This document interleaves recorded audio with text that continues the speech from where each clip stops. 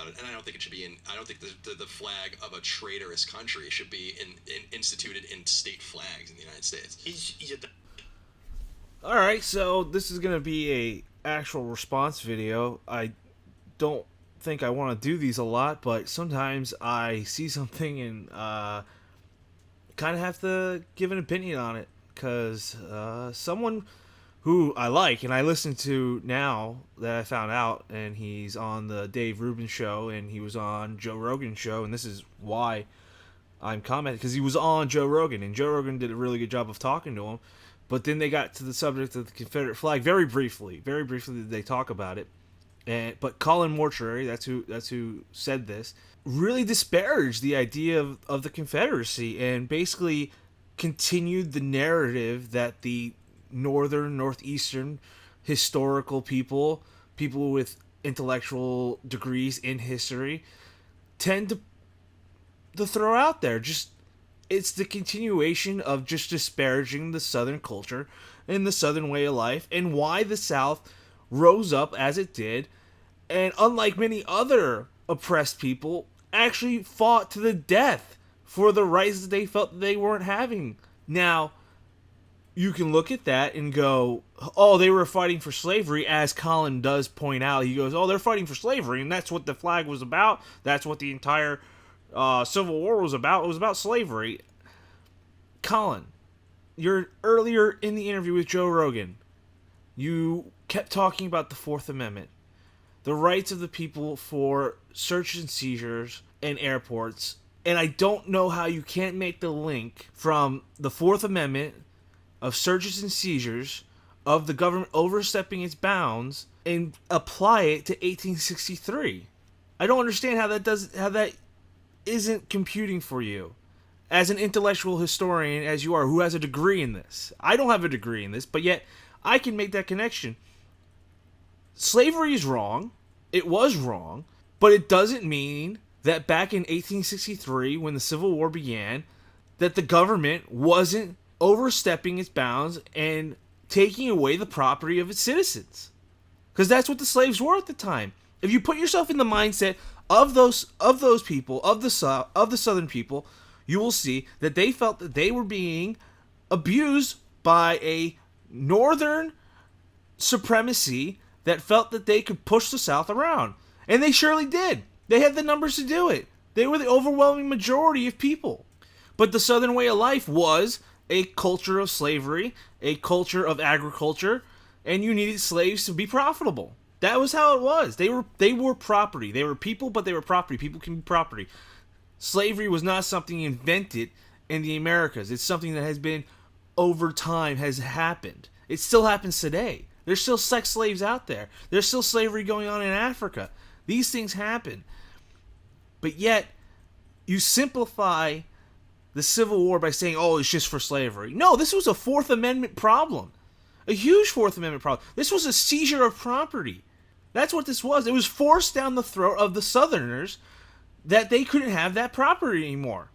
After years and years of the status quo, a Republican, Abraham Lincoln, gets into office and says, we're going to take your property away because we're now morally obligated to do it. We now feel that this is morally wrong, and so we have the high ground and we're going to push it down your throats. And the South said, no, you can't do that. That's a violation of the Fourth Amendment. Jefferson Davis formed a government, was elected, said, no, you can't do that. And what did the North do? They invaded. They invaded the South with an army. They said, no, we will do as we wish, and we will stop you from living the way you want to live. That is how the North took control of the South. And they weren't like the great anti-slavery people either, because Lincoln didn't free the slaves in the North. He just freed them in the states that joined the Confederacy. There were still plenty of border states that were still slave states during the entire war. General Sherman, in his march to the sea, just abandoned a column. Absolutely abandoned them. The North was not the great, savior of the blacks in the Civil War. It's just wrong to think that. So much of this northern pressure to take Southern culture and take Southern history and erase it because they don't like it, because it's not what this country represents now. The values back then were different. The values now reflect who we are now, but the values then were it's okay to have slaves. Until Abraham Lincoln took office and said no more and we're going to take your property. They weren't even going to buy them. There was offers that were, hey, maybe if you buy the slaves from us, maybe that will make things better. No. Abraham Lincoln said, no, you can't do it anymore. No more. And then he invaded. He invaded a foreign land. They declared their independence. They were like, no more. There's so many people out there who are oppressed, who have their rights taken away from them, and do nothing about it. They're proles. The South stood up and died. Lost. But died for what they believed in. And it's such a northern intellectual way of looking at the Civil War, and it really bugs me because it's said over and over again. There's no thought of the nuances of law that was going on back then. You see it every time in the news, how great Confederate generals and politicians are being erased. Just recently, not a few years ago, General Forrest had his school name removed. This great general of the Confederacy, because he has a connection to the Ku Klux Klan, which he dissolved multiple times, actually. If you look it up and you actually read the history about him, he softens his views on the Negro, but yet he's tortured. His story is tortured because they want to run this narrative that all Confederates, all people of the Confederacy, were giant racists and bigots and hated blacks. That's not true. That's not true. Why wasn't Robert E. Lee persecuted? Why? Because Lincoln knew if you prosecuted and you tried to hang Robert E. Lee, god damn it, you were never going to have relations with the South be good. If you hung Jefferson Davis, god damn it, you knew what? The South might just do a guerrilla war. Is that what you wanted? Is that what the North really wanted? To have guerrilla warfare in the South?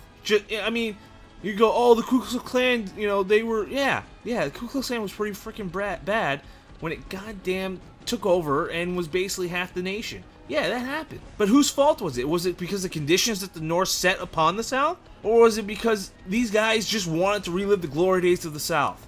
And I don't even know how to put that, because the Ku Klux Klan wasn't representative of the Confederacy. Oh, but Nathan Bedford Forrest, he created it. Yeah, he created it.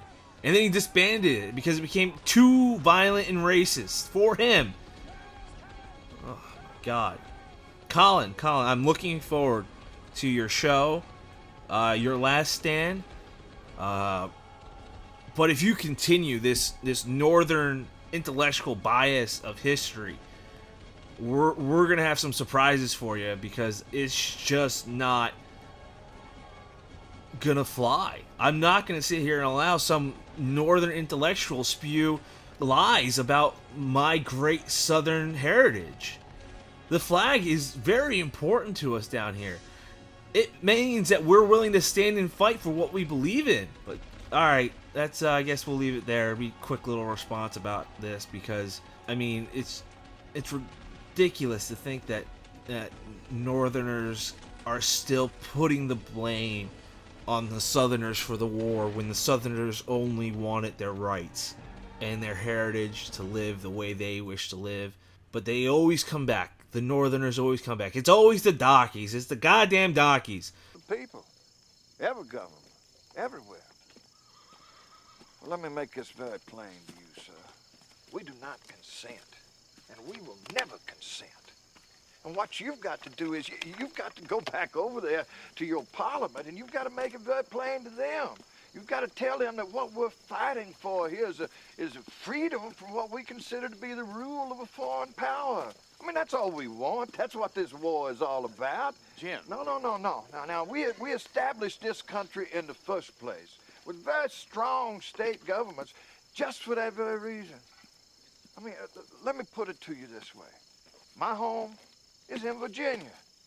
The government of my home is home. Virginia would not allow itself to be ruled by some king over there in London. And it's not about to let itself be ruled by some president in Washington. Virginia, by God, sir, is going to be run by Virginians. Oh, my. The cause. Actually, Jimmy, I got a pair, King. And it's all for the Yankees. The damn money-grubbing Yankees. I mean, those damn fools, they don't get the message. Always the darkies. Nothing but the darkies. You know, Jim, sit down. I think that my idea, my analogy